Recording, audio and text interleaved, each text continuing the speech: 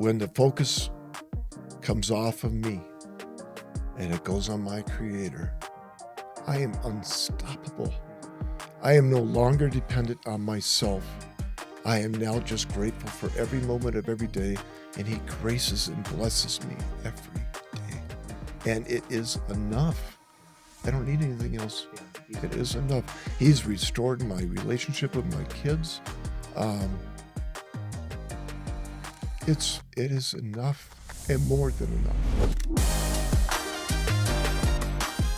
Hey, Castleview, thank you so much for joining us for this very special episode of the podcast. I've got a really special couple with us today, father-daughter. Matter of fact, our church would know Bill with Patriot, very well church member. He and Mary, of course, been part of our church now for the last couple of years. But not everyone knows Nikki quite as well, and that's their daughter. And so we're going to talk for just a couple of minutes together. So Bill, Nikki, thank you. Really appreciate you all coming on today, and looking forward to a conversation. Glad to be here. You guys were such an amazing dynamic. Bill, it was interesting with Bill because he would come into the meeting and he would say, hey, we can do this and it can be at this time and it's going to come in at this. And Nikki, project manager, would say, hey, actually, stop talking. Actually, you're probably over-promising, under-delivering. Yeah. And you guys are a really interesting dynamic. How long, Nikki, have you worked with your dad? 12 years. 12 years. Yes. Tell us, how's that been? They have not been wonderful years. Not all of them. Not all of them. You know, we've gone through a lot of growing pains, learning how to work together, how to have a work-life balance. Yeah. And that's been, I think, one of the biggest struggles for us is to learn when to just be father-daughter and not, right. boss, co-workers, employee. boss, employee. Okay. So. Bill, what is your favorite part about working with your daughter? She is a very, very strong-willed individual, full of just a lot of tenacity. She just is. She is and people often say this, that she is a mini version of me. We can only handle so many Bills in the world. We don't need a second. But it has been, when Nikki first, I approached her with the idea of working for me, and she absolutely did not want to do it, and just no desire to do it. What was your hesitation? Well, working with your dad, and I was just kind of living a free-spirited life that I didn't necessarily and you knew that's about to go away because you're the detail person. Yeah. Right? I mean, you're the one that's putting the timelines together, the schedules together. You're there's no free spiriting among that. Right. No. Okay. Well, I gave her free spirit right from the beginning, because when she started working for me, probably within 2 or 3 weeks of working for me, I took her out to a project that we had just started. And I literally dropped her off and said, you're in charge, and got back in the truck and left her there. And left. Yes. How did you feel about that? I felt like I was thrown to the wolves. Yes, because you were. She was. Yeah, I was. She was. And it was quite the experience. And but she grew up a lot in a hurry. Mm-hmm. And she called me nonstop every 5 minutes. The phone. It's like, oh, here she is again. Well, it's almost hard to picture that, because honestly, Bill, when you leave for a week, sometimes during our construction process, she would come on site, and those construction workers, I mean, she had them lined up like that. Yes. I mean, I don't want to listen. They obviously respect you and get things done when you're there. It seemed like it kind of went up a level whenever Nikki came into town. Absolutely does, because here was right from the get-go all the jobs she's been on. I made sure she job swooped for a long time. Yeah, but she learned how to deal with people and how to specifically deal with men. Mm-hmm. I'm pretty sure her husband is not appreciative of it, but she really truly learned how to deal with rough men. In a rough environment, and she embraced it, and she figured that I wasn't going to pick her up until she figured it out. And so I guess I got to figure it out every day. Yeah. Well, Nikki, we've had a chance. I mean, you know how thankful our church is. We love the building. I mean, we had a memorial service just a couple of hours ago, and I heard people walking in that had never been there before, just going, "This is amazing. I mean, this is so unique." You all really did a great job, and I want you to know how thankful we are for your work and what you did. Yeah, it's beautiful. It turned out so nice, didn't it? Yeah. Just a really unique project, Bill. Of course, Bill gets to hear it every week how great the building is. I try to remember that, well, no, the light's still flashing over here. We got to, let me ask you this, Bill. I have never asked you this before. How is it attending, being such a big part of the church that you built? There's got to be pros and cons to that, right? Yes. Yeah. Tell me the pros and cons. Okay. The pros is it is wonderful to be in a space that I put my everything, blood, sweat, and tears went into it. The cons is every time you come up and introduce me as the builder. Is that right? And it's everybody. Jeremy does it. Everybody. Well, this is the guy that built the building. This is the guy that built the building. Yeah. And my response now is, the building is nice, but I want you to know I love Jesus. That's cool. It's a great response, though. Yep. Well, you're welcome. I set you up for it every time. Do you take credit for everything? Well, I'm the one that set you up that way. So who else is going to get it? Yeah, I don't want to be known that way anymore. Yeah. I want to be. I'm part of that community. Okay, so this leads me into Bill. I had the privilege to lead you in Married to Christ at our house. And Nikki, I think you would say this is true. I guess we'll find out in a minute. You say whatever you want to say. I'm not going to put any words in your mouth. Bill, you're a different person than you were when we met. Some of the decisions you've made now. I tell people this pretty regularly, that I don't think there's anyone more passionate about Jesus right now in our church than you are. Getting up at 4:30 in the morning and getting right in the Word. It's not unusual for me to wake up, and I've already got a text from you that is, sometimes I wake up because of your text. Thank you very much. No, I love it, though. I'll get that text right away in the morning, and hey, this is what I read, and this is what I think, and this is what God taught me. And I love that about you. There's such a satisfaction, a thankfulness in seeing Jesus get a hold of somebody's life and them really being changed by it. And so I'm super proud of you. Nikki, have you seen a change in your dad? We're going to get to some of the negatives here in a little bit, but have you seen? Yeah, right. So I'll give you a chance for that part too. But have you seen a positive change in your dad? Yeah, huge change, huge growth. Just for how he handles people, how he handles situations. A lot slower to anger, and he is a lot more kind and forgiving. We can hold grudges. It's nobody's business. And I think that's one thing that he's shown a lot of forgiveness lately. Yeah. That's been...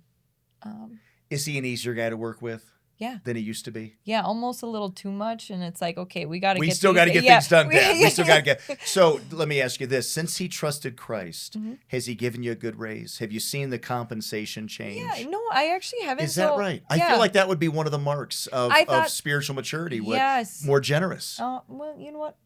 We can both pray for him on that. No perfection here yet. He's getting there, but we've not... I'm not saying anything, but I would have thought starting a new church... Being that church, we're gripped with finance. Wouldn't you think Pastor would donate a little more to the church? Maybe take a cut in his salary? Or Listen, let's get right into the content He's trying today. To change this. Yeah, right. I see what's going on. Yeah. Hey, if you've got the mote in your own eye, don't be pulling at my splinters. That's a Bible passage, okay? And so you stay in your lane there, Bill. No, so thrilled to have you guys here today. Really, today's conversation is all about encouraging, giving hope to parents that maybe even have some challenging relationships with their teenagers, and you guys have kind of shared that story. You've been through that. You've lived those years. Tell me a little bit about growing up, Nikki. You're growing up. Did you have a good relationship? You and Dad, I understand. Yeah, we had a great relationship. We've always been super close. When I was younger, we lived out. We had a hobby farm, horses. And what's a hobby farm? We had horses. We had a black Angus named Smokey. This isn't a working farm then. Is that the No. difference? I don't know if I've ever heard of hobby farm. Yeah, okay. A hobby farm is we're doing it for fun. Yes. We're not. It's not a work. It was a working farm. Yeah. But we weren't earning our living off of it. Yep. We had chickens and llamas and goodness, everything you can. What do you do? What do you do with llamas? Is it for the? It's not a working farm, I guess. We these are would fun. show them in 4-H. Okay. And it was just silly. Yeah, but they were. They are. I don't really see a lot of point in them. But yeah, we just had fun. So you love that? Great. Yeah. I think I say this sometimes at church. I think kids today miss those responsibilities and that education. You're outside. You know, I laugh sometimes that when we were growing up, we had something we used to play with. It was called outside. Yeah, that kids don't have anymore. You know, it just seems like we're so interactive with video games and screens and all of that. And I think that kids growing up in your generation and the way you did, you're needed. You've got responsibilities. Yeah. You learn a work ethic. Yeah. I think families can be stronger, right? I mean, because you're going to tell us in a few minutes, I think you guys ended up working together a lot when you were growing up. So would you say pretty good childhood for the most part? Great childhood. Great childhood. Yeah. Okay. Great childhood. Okay. Yeah. Spent a lot of time with Dad. A lot of time. We would go out snow plowing. We spreading manure together with the horses. We did everything with horses. Is that right? So, yes, I had a team of Belgians. Okay. And we would spread the manure. We would actually log with them. We'd go on out, cut down trees, and I built everything. Yeah. So I made a sled for logs, and we'd strap logs on it. We have pictures of me and all my kids behind horses hauling logs up to the farm because we burned wood. Yeah. We had so much fun. We planted hay fields. What a great experience. And we harvested the hay all with horses. And then we'd haul it into the barns with horses. The kids up on top of wagons, 2 horses pulling all these bales. And it was incredible. It was incredible. It was so unique that we even at one point I looked up and the paper had pulled up and they were doing this thing on the side of the road because they couldn't believe this white guy was out in the field and he was I was cutting hay, I think, or we were baling hay with horses. And it made the local paper. Really? Yeah. Oh, yeah. We were quite the little family. They thought you were Amish. They thought I was weird. I often think you're weird. Thank you. Not much has changed. Yeah, not much has changed. That's right. They literally took a picture of you, put you in the paper. Hey, there's this guy out here. Yep. With horses. Yep. Doing all this work. Yep. I love it. So great childhood. That's a dream childhood in a lot of ways. Yeah. Bill, you said something before recording today that I thought was interesting too. You said that people from the outside looking in to your family, even when things started kind of breaking down as you got a little bit older, they would have said it's a pretty good family. Yeah, we were solid. We were solid. What do you mean by that? Well, right from the get-go, I came home from work one day, and all my children were sitting in front of a TV set, and I said hi to them, and they didn't even turn around and look at me. And I walked into the living room, I unplugged the TV, as they're screaming, "Dad, what are you doing?" No. I unplugged it, I carried it downstairs, I put it on a shelf, and we never had a TV in the house again. Never. Wow. And it was because I wanted that relationship with my children, and they were not going to have a relationship with the TV. Wow. And from that point on, everything we did was outside. I mean, when we decided to build the farm, we did it from scratch. We didn't buy one. I bought acreage, and we built a house. We built a barn. We fenced it in. You put your own barn up. We did everything. Are you Amish? Are Beckfelds Amish? No, just crazy. But yeah, we literally, and the kids were a part of it the entire time. They were, every time I turned around, I was stepping on her or brother or sisters. Right? A lot of time spent together. Yeah. Tremendous amount of time. Yeah. Yep. I think that was so wise of you. I think that is a problem with our kids growing up now, right? Yeah. And it's not even their problem. You give a kid a screen, they're going to be attracted to a screen. Mm-hmm. As parents, to say, hey, whatever that limit is, it doesn't mean that everyone's got to get rid of every device they have. But I think there's some wisdom in that. Mm-hmm. That no, I came home and this is what's holding us back from having a connection and a relationship. Well, I'm going to eliminate that. The TV's not as important as our relationship is. Well, as we found, or as I found out, and as the church will find out, we have a very difficult life that we've gone through, and we have a lot of pain in our life. Yeah. The thing that held this together, the glue, was that time devoted to my children when we were young, and the fact that I dated all my daughters, and from an early age. Yeah, I remember. And yeah. Do you have good memories of that, Nikki? Yeah. Do you remember anything you did specifically? Oh, well, I remember one time he took me and got a haircut, and he butched. He took you. He got me a boy haircut, like bangs across. It was a pixie cut.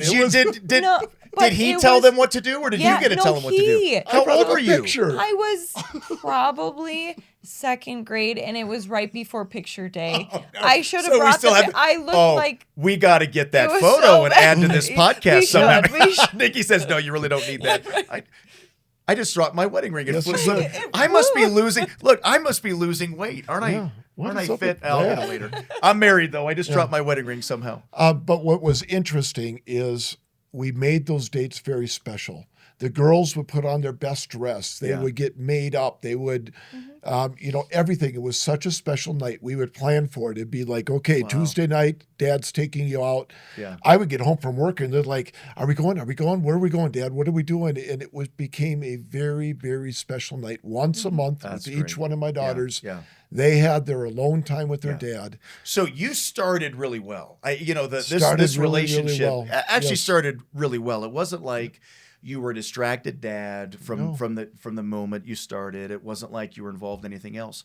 No. So tell me then, when did things start to go south? Because I understand there's some challenges coming that we'll talk about. Yeah. Well, I may not be the smartest guy in the world, but I'm probably one of the hardest working that you will ever meet. Mm-hmm. I'm extremely driven and, as my children would say, very bullheaded.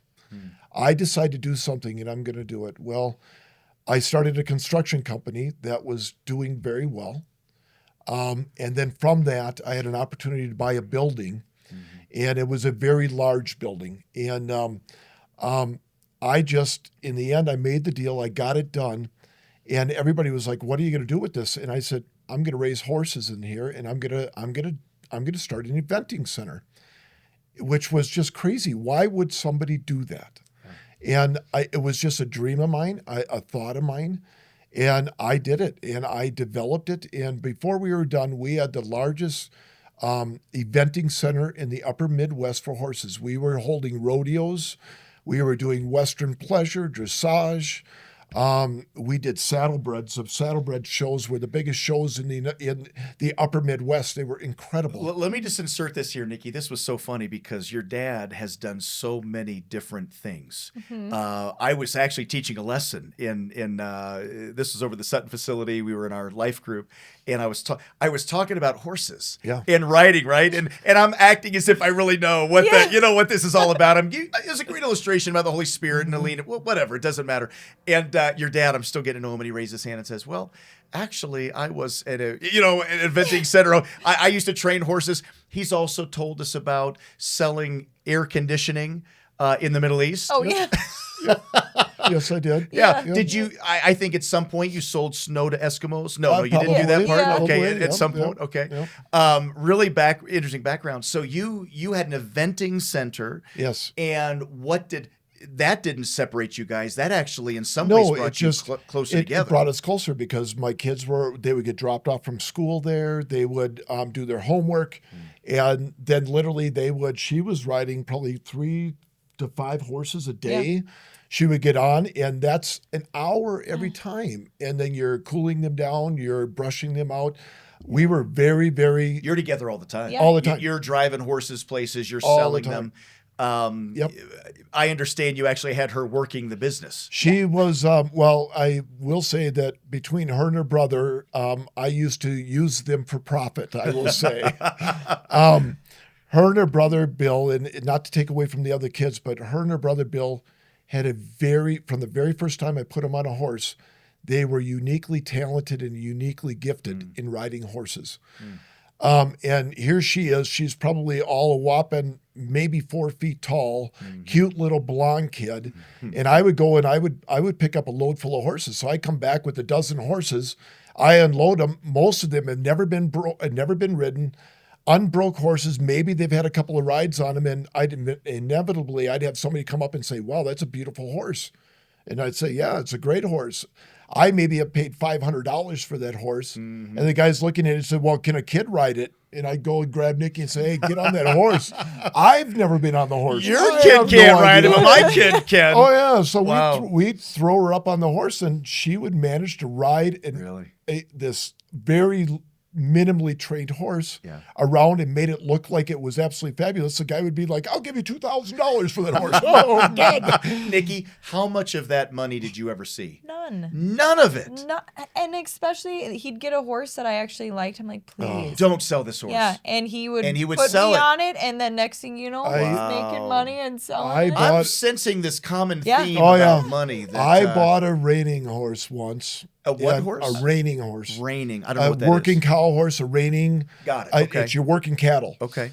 And this horse, I got on it. I could barely stay on it. I mean, this thing here would cut with cattle, and it was amazing. Amazing horse.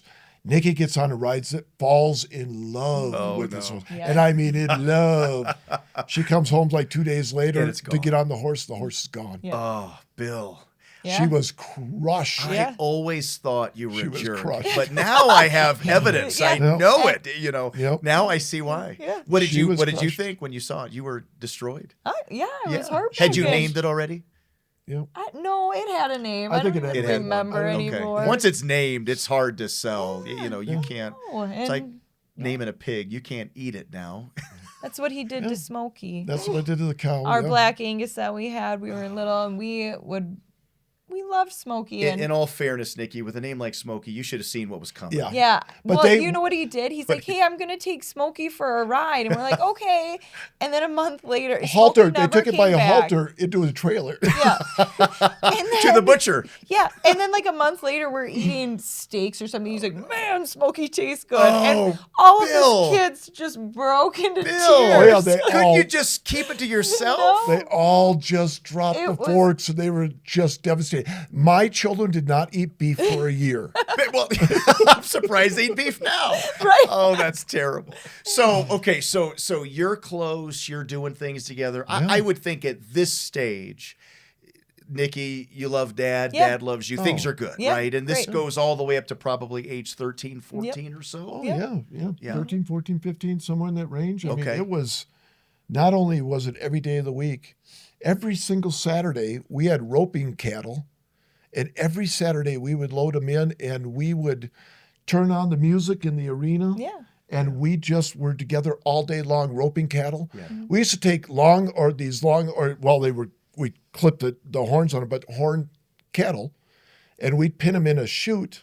And we'd take Nikki, we'd throw a rope around him. We'd take Nikki and put him on top and let the cattle loose. And they would buck across. She'd get thrown off. And me and her brother would just like laugh. Mutton busting. Oh, this is wow. You're a different breed. You grew up in a different house. Yeah. Oh, yeah. So if that's going all the way to 15, 16 or 14, 15, okay.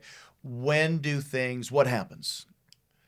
Well, everything I touched was turning to gold. Literally. I mean, I was making money. We were wildly successful. Things were just flying. I really got heavily into, I was drinking heavily, using drugs heavily. The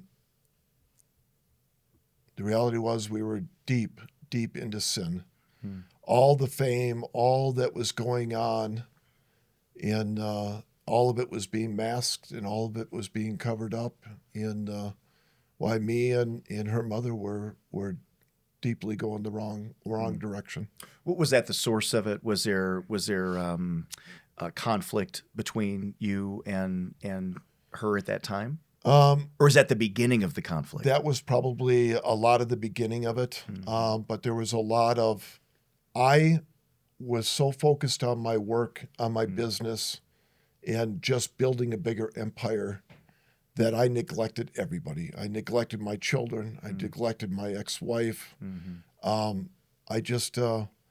was just deeply, just full of pride is what I was. I was so full of pride, I didn't see anything else. Became selfish. I was so selfish. And everything was all about, my kids and the empire and everything that we were building.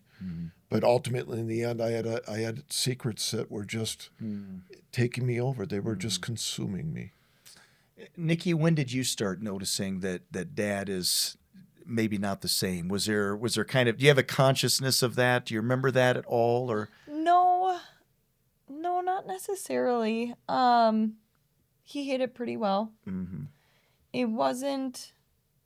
think it wasn't until the divorce that everything kind of... You didn't know about the drinking, drug use at that time? He's hiding all of that? Yeah. You don't know what's happening? Yeah. Okay. So. When did you find out that things are not what they seem? I was waiting for the bus, and that's when I found out that he was not living at home anymore. And I was probably, I was going to C's at the time, so probably 7th grade. So maybe 13? Yeah. Is that about 13 years old? Yeah, 13 okay. or 14. You find out. By the way, how do you find that out?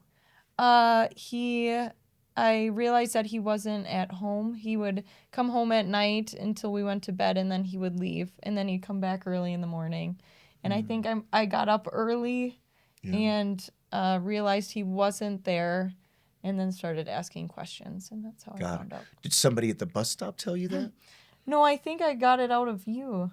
Got it. You're getting dropped off at the bus stop, and you're saying, where were you at? Yeah. Gotcha. Where were you? I was actually sleeping in my office most of the time. I was sleeping anywhere but at the house. Really? Just the conflict that was going on?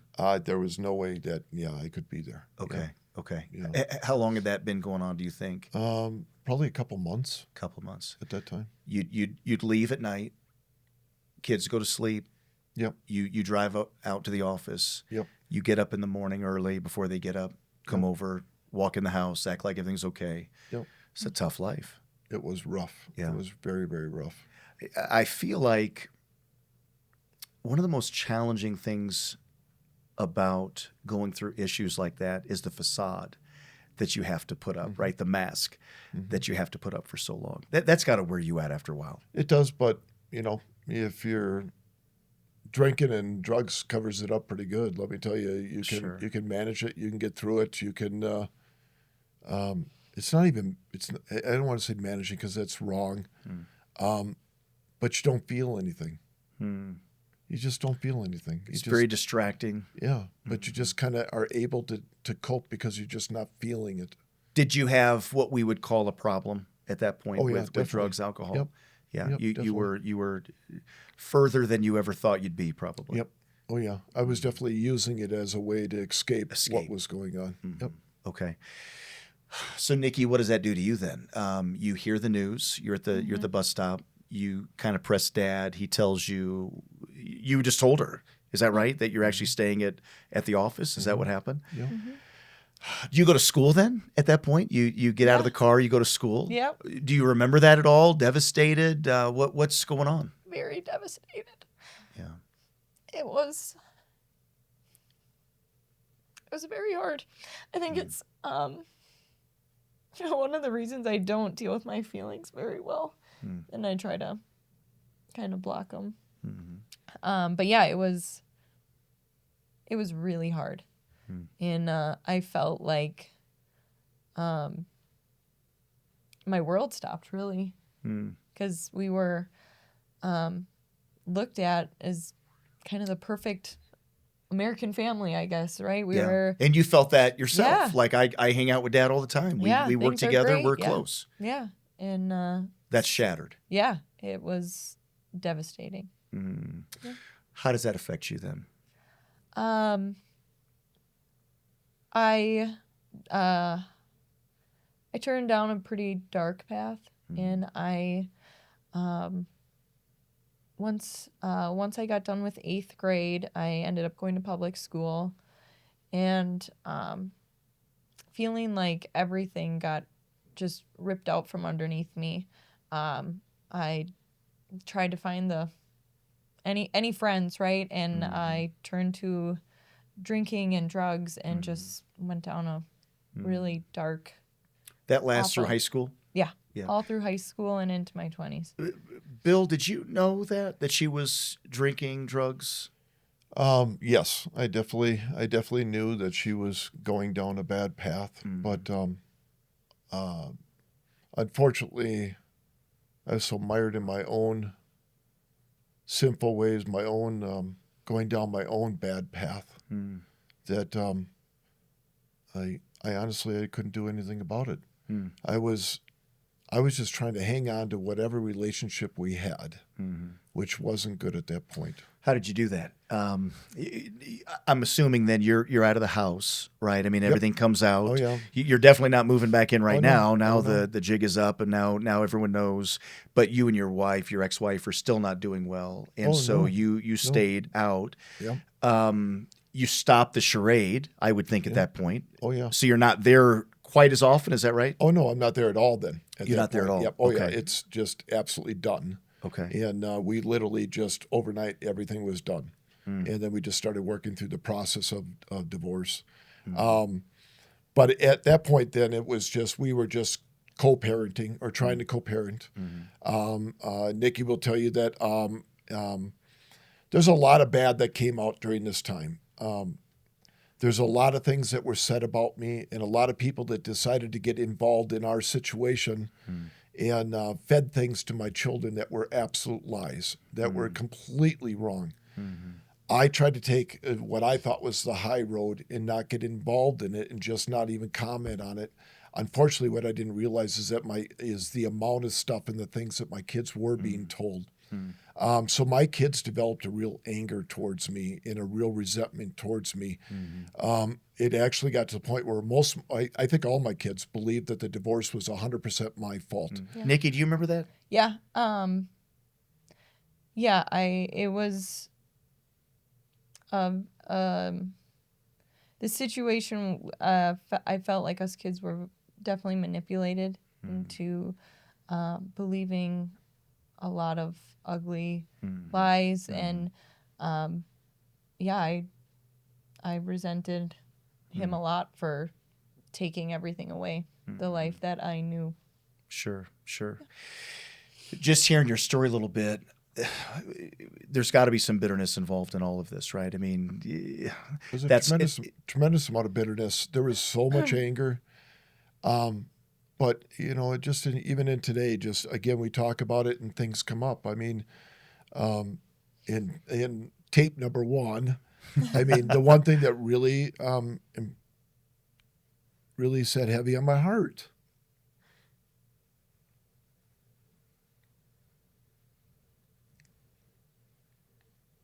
was when you said that also one day it was all gone. That one day everything was great. Yeah. We had everything going for us. Yeah. And then my kids one day wake up and everything's gone. I mean, we get divorced. We sell the farm. We sell everything. We sell every horse.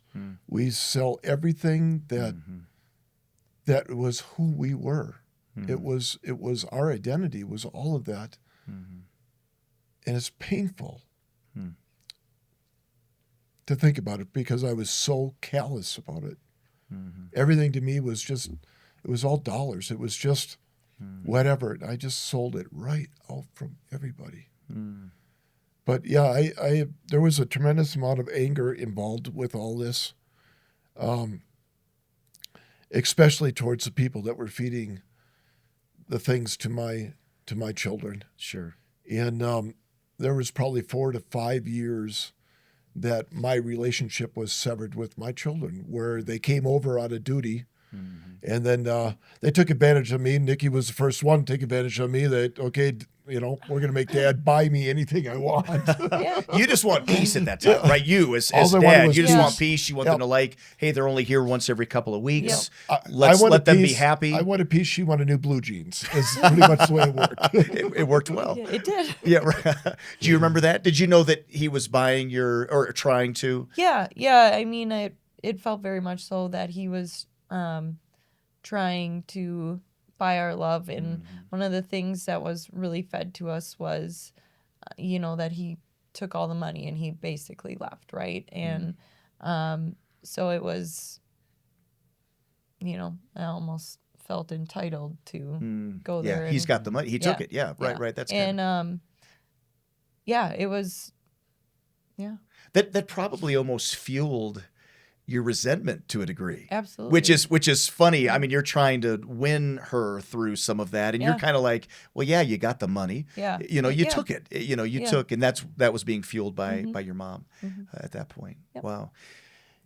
So you've mentioned, Nikki, that you kind of went down this road. Yeah. You kind of followed Dad, honestly. What was that for you? Was that escape also? Was it just rebellion? Just I'm going to show him? What caused you to go down that same path? I would say a little bit of both. Rebellion and just not wanting to deal with the divorce. And, at that time, I'm like, everybody's parents are getting divorced. It shouldn't affect me. And I think it was my way of just trying to numb the feelings and just not, not let it affect me. Which is exactly what Dad was doing. Yeah.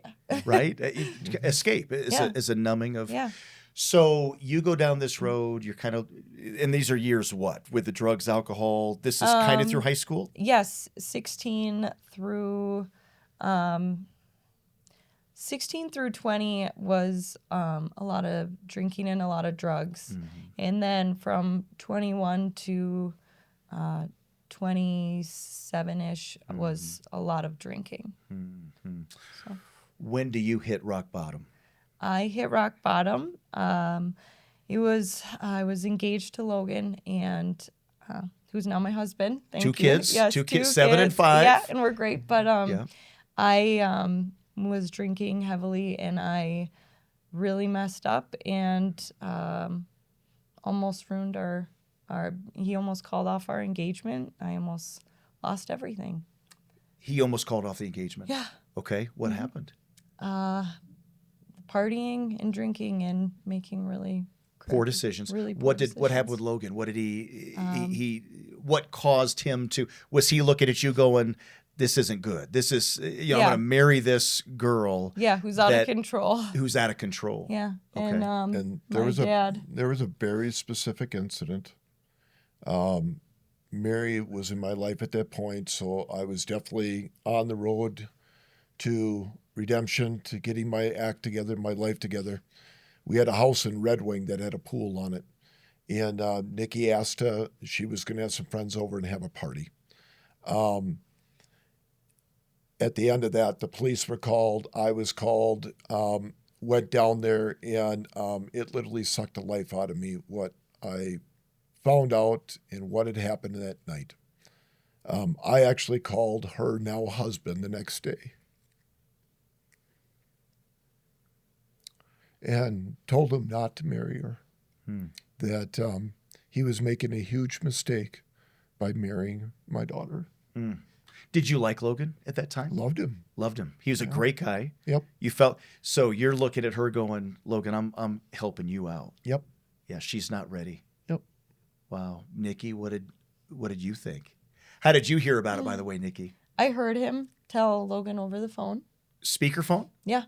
You heard your dad say, Logan, do you know she's on the phone? I did not at the time. You don't know she's on the phone. So you're kind of saying, Logan, don't do this. You're right there. Yep. You hear what your dad says. How do you feel about that? Awful. I mean, he's...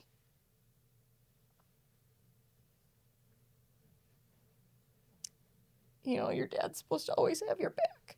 Yeah. And I felt as though a lot of my problems stemmed from watching him. Yeah. And so I just felt like it was a low blow. Yeah, you've been doing this the whole time, Dad. What are you talking Yeah. about? So it just felt super hypocritical. Mm-hmm. But I think I was also just trying to find a way to pass the buck and not own what I was doing and the path that I was going down. Sure. So.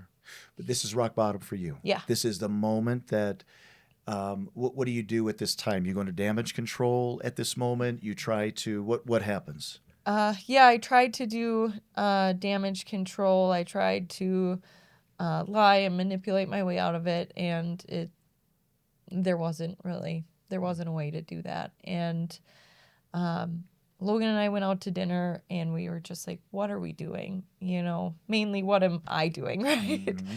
And Logan came up with this crazy idea, and he's like, well, I got a crazy idea. I don't know what you're gonna say. And I'm like, okay, well, can't be any crazier than me, so throw it at me. Yeah. And he's like, what if we go to church? There's this church that I've been to a long time ago, and what if we just try it? Yeah. And I, truthfully, which is funny now looking back, we're engaged, but I didn't know he ever went to church. I didn't really know any of that, so I'm just like, well, that took me, okay, sure. Yeah. Like, what do we have to lose at this point? Sure. And we went, and yeah, it changed our lives. That's what you needed. Yeah. Jesus changes lives. Yeah. Right? Jesus changes lives. Mm-hmm. That's what happened with your dad. Yeah. That's what happened with you. Obviously, you first, right? I know even through the building process, we leaned on you a little bit at times. Yeah. Because you go to a church and you've been faithful at church, and we had some rooms we were talking about, hey, what do we do with this? And you were at a bigger church than ours, and so you knew how they did some of the kids' stuff or whatever. Yeah. And so that was a turning point for you. Yeah. And so you meet Jesus, things begin to change. Was it immediate for you, the change? What did that look like? Yeah. So we grew up Catholic, and I never felt a relationship. I felt a lot of pressure and a lot of, I'm never going to be good enough. And to be quite honest, it was boring. It was super boring for me. We're adrenaline people, so I need excitement, right? Right. And this new church that we started attending, there was the music. It just, I just remember crying the first time I went, and it just felt like the pastor was speaking like to my soul, and I'm like, oh gosh. And it was just I just felt like I needed more. Yeah. You know what that is? It's just the Spirit of God. Yeah. That, it's not even that, he's not saying, hey, Nikki, I got him. The pastor's not. But the Holy Spirit inside of you is going, hey. The same thing happened to me.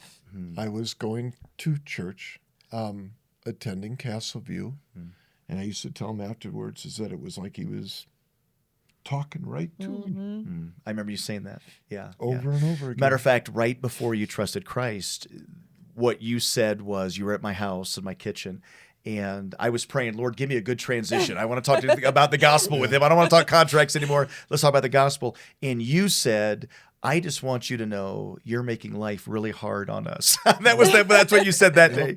And we got to start this conversation. But that was the Spirit of God that was in His mercy just reaching out to you, going, I can help you. I can change. Well, and for me, it was later. So she's already been saved. I don't even know it. I know nothing about what's going on. They were having a dedication for Lewis, which I knew nothing about. And I was actually irritated by it because it's like, no, it's a baby. It needs to get baptized. We got to, dunk it. That's the Catholic way. Right. And at this time, I had been very open with Mary about the fact that my faith was important. We got to get back to the Catholic faith, and we got to be going. This is important. And here we are. We're going to go to a dedication. And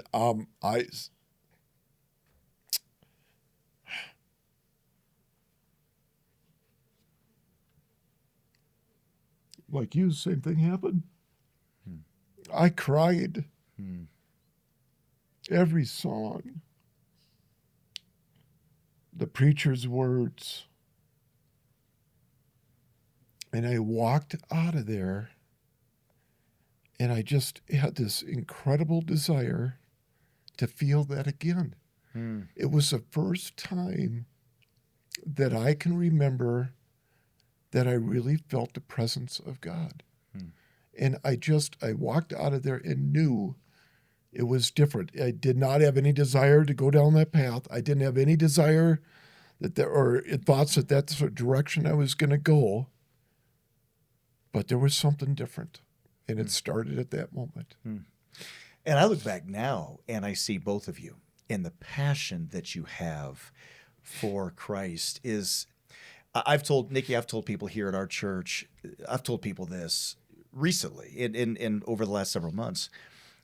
I don't know that we have a more passionate person in our church than Bill, right? I mean, there's something about you and the waking up early, the getting in the Word. And I would say something that really marks you also, Bill, and I love this, is the desire for change.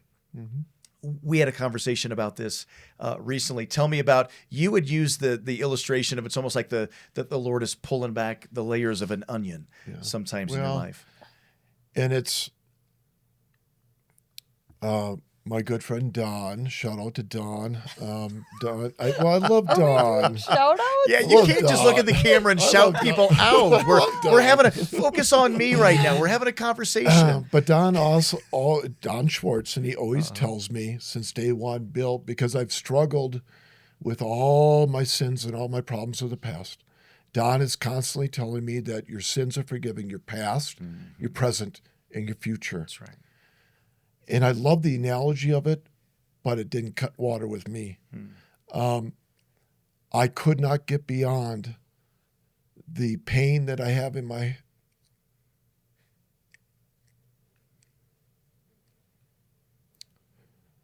the pain I've caused my kids.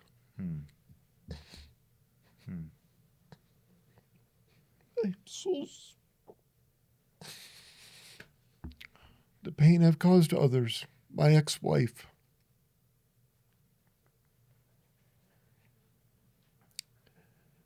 I had to do more than just accept that it's been forgiven. You could not sit and just say, oh, good. Yeah. Christ forgave me. Okay, so what does that look like then? It's the speaker that you had come in at one point and talked to us about prayer. And I remember him on the altar getting down on his knees.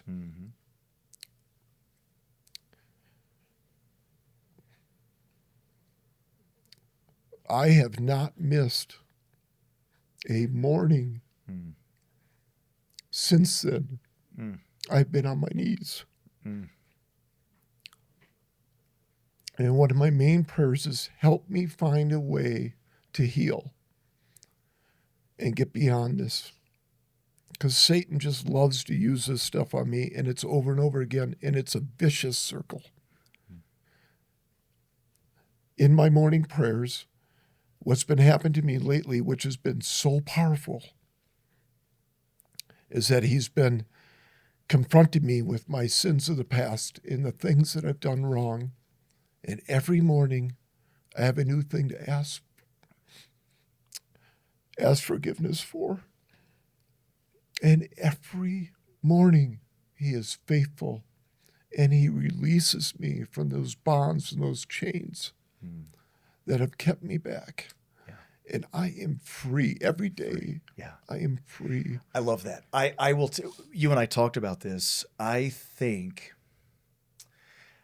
sometimes we just kind of move on. And by the way, when you trust Christ, you are releasing that past. You are, Lord, I can't make up for this. There's no penance I can do. There's no way I can make up for forever. I can't go to church enough. I am asking you to forgive me my sin. And I do believe that. Don's right. past, present, future. All of our sins were future when Jesus died on that cross for us, right? So he gave his life he covered all of that. But I do think it's healthy for you when the Holy Spirit of God brings something to mind. Let me work through that. Let me I don't want to go back there again. I don't want to do that again. I don't want to be let me work through this. And we talked about this. Sometimes people struggle with who's talking to me right now. Is this the Holy Spirit talking to me? Is this Satan talking to me right now?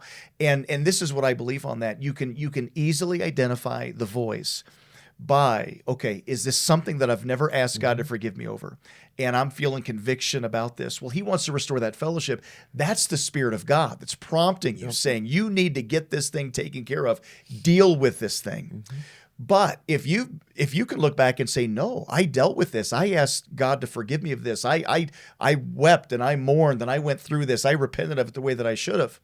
Well, then you can know it's the great accuser, right? That's Satan wanting you to feel guilty. Well, and I don't know if all cast of you knows this or not, but I'm 9. Amen. Sorry. I am 9 months sober. I get asked questions often about how long is this going to go on for? I get comments like, you were way more fun when you were drinking. There's a lot of comments that go along with it. Yeah. I've had a hard time understanding why I've done it.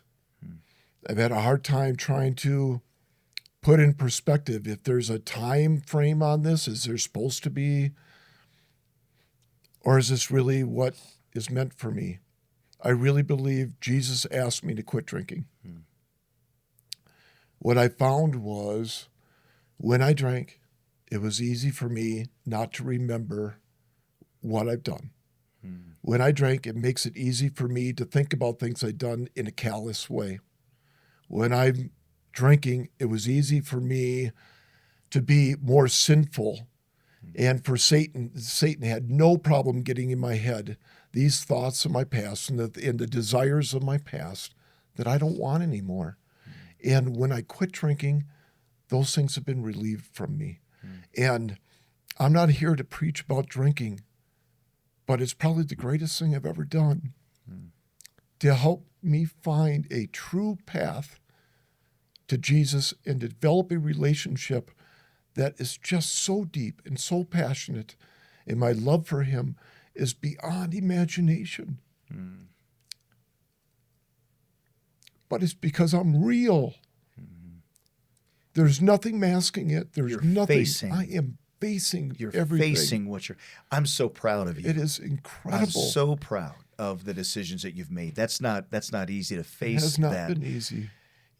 I'm masking it with this, and no, I'm going to deal with this, right? Nikki, you kind of went down that same road. I'm masking it, and it's interesting. Sometimes we'll say things like, when it comes to drinking, nobody ever looks back and says, "Hey, I'm a better dad, a better husband, a better employer, employee because I started drinking." You know what I mean? Nobody ever looks back and says that was the key to my success at this stage of my life. But there are so many success stories of people that say, you know what, the Spirit of God really spoke to my heart about that, and I gave that to him. And like you're saying right now, it was a turning point in my life. There's a lot of parents out there right now. Nikki, you're a parent now, right? You look back and there's a lot of parents out there right now that I think we come to church and, like you said, everyone thought we were like the model family. You know, we go to church, we do the things, but they're struggling. You know, maybe they have a wayward child. Maybe they don't have a good relationship. Bill, I'm going to ask you first. Nikki, I want to come to you in just a minute. Bill, what would you say? What advice would you give to a parent that is struggling with a child? What is something you feel like, I wish I would have known, I wish I would have done? What would you say to somebody? I got to say, first of all, there gets to be a point where you have to let go. Excuse me. First of all, there gets to be a point where you have to let go. You got to release them at a certain point, because it's almost as though when you hold on, you pull them in, you try to protect them, you try to guide them, that it actually creates more problems. It creates more resentment. For me, I think it's just having that faith that they're going to get through it on the other side. I still have a son that I am deeply concerned about, that is still, he's so far from Jesus, but yet I know he's got a path too. And I know I have to step back. And sometimes you just have to have the faith to know that, it's in God's hands. It's not in my hands. And to let them go, because the more you fight it, the worse it's going to get. What I hear you saying is talking to parents of adult children, right? That say, there's nothing I can do here. Jesus, I need you to do something that I cannot do. In talking to somebody with small children, date your kids, date your daughters. Develop that core relationship in those early years that they'll never forget. Yeah, Take it from her. I think that's so important in making sure that you're spending like quality time, right? And it's not, even I find myself, I'm on my phone while I'm trying to do something with my kids, right? It's so easy these days to get distracted. And that was something we never had, right? We didn't have the phones and the technology so readily available, which I'm so thankful for now. But I think that's so important to really connect and be there. My kids were so unattached to those devices. They got them when they were 16. That was our deal. Nikki got her first phone when she was 16, but she was already so detached from all that. Sure. She had another life outside That she did something wrong. I don't remember what it was. I don't either. I took her phone away. I says, "You're not getting it back until you apologize." How long was it before you got your phone back? Over 6 months. It didn't matter. It She didn't matter. It was like, fine, whatever. That's the worst you can do. You can have it. She did not apologize for 6 months. Really? It Well, got that's to the point where he's like, "Don't you ever want your phone back?" I'm like, "I don't even remember what I did." He's like, "I don't remember what you did." And I'm like, "Okay, well, sorry for whatever I whatever did." that was. Oh, that's so you just weren't. It was just a different life at that time for you. Yeah. Wow. Yeah. I think what I hear in this whole story is that Jesus changes lives. Absolutely. That's where the hope is, right? It's not, hey, I got great kids because I'm a great dad. I got great kids because I'm a good teenager. No, any relationship can go south. There's pressures as a teenager. There's temptations to go a different direction. Listen, not just for teens, for adults, right? I mean, you kind of ran a direction that you're not proud of. But Jesus changes lives. Changes everything. Changes everything. Changes everything. It's when the focus comes off of me and it goes on my Creator. I am unstoppable. I am no longer dependent on myself. I am now just grateful for every moment of every day, and He graces and blesses me every day. And it is enough. Yeah. I don't need anything else. Yeah, He's enough. It is enough. He's restored my relationship with my kids. Yeah. It is enough and more than enough. More than enough.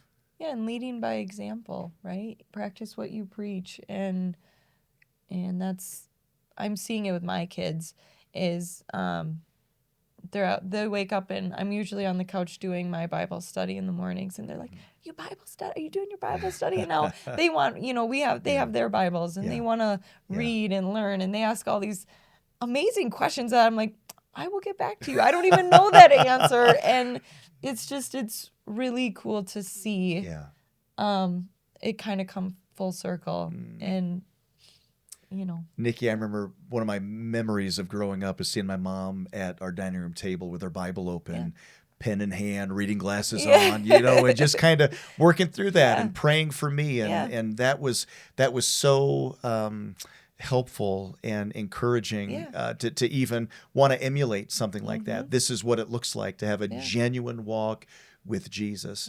But Jesus changes lives. Your story is so powerful. Thank you for being willing to sit down for a few minutes to share it. Is there anything, I'm going to give you the last word. is there anything that you want to say, whether it's to a parent or whatever, a teenager going through something, anything that we haven't talked about today that you'd say, if I had a chance to say one thing, though, that I did want to mention, I'd say this. Oh, gosh. You want me to go first? You go first. Bill's never at a loss for words. Yeah, he's okay. I want to talk to the teenagers and young adults. We didn't get into this, but the story that she went through is the same story I went through when I was a young adult. Very much a user, very much an abuser, pushing my parents away at every moment of every day. I've gone down a path I didn't have to go down. I tried faith. I tried to find my way, and I dabbled in it, but it didn't get me there. It wasn't until I really turned my life over, really committed myself, that I found a better way in this world.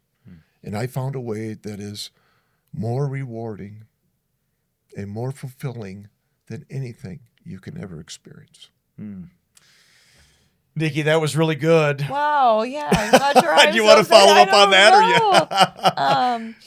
I guess as far as, teenagers and young adults that are just going the wrong direction, for parents, don't give up on them. Yeah. Grace and practicing what you preach and showing them love and showing them the right way. And it's not always easy, but... Yeah, but it's worth it in the end. And I think just trying to have that connection, even though kids push away, just true honesty and genuine. Yes. I think is so important. Thank you both for sharing your story. I think that's so powerful, and I thank God for what He's done in your lives, and thank God when you were around 28 or so that that on a crazy idea by your now husband, you thought, well, let's try Jesus and let's see, what the church has to say about this. And Bill, so thankful for you and Mary and the way that you've pursued Jesus here at Castleview. You really have been an inspiration to so many of us here at the church. In Castleview, I would tell you this. Maybe you're in a place right now that you'd say, yeah, if we're honest, we've got the mask up. People kind of look at us in this way. They feel like we've got everything together. We don't. Listen, there's not a family in the world that has everything together. We've got families striving and trying and doing well and doing their best. But if you need help, reach out to us. Let us know that. We've got people that have been through some of the same things that you're going through right now that can help you. We can point you to the Word and try to encourage you the best way we know how. Don't suffer in silence and alone, but reach out to us, and we'd sure love to be able to talk to you. Thanks for listening again to this episode. I thought it was a powerful story. Share this with some people that maybe you feel like could benefit by it, and we appreciate you listening once again. Thank you for being here today. We'll see you again next week.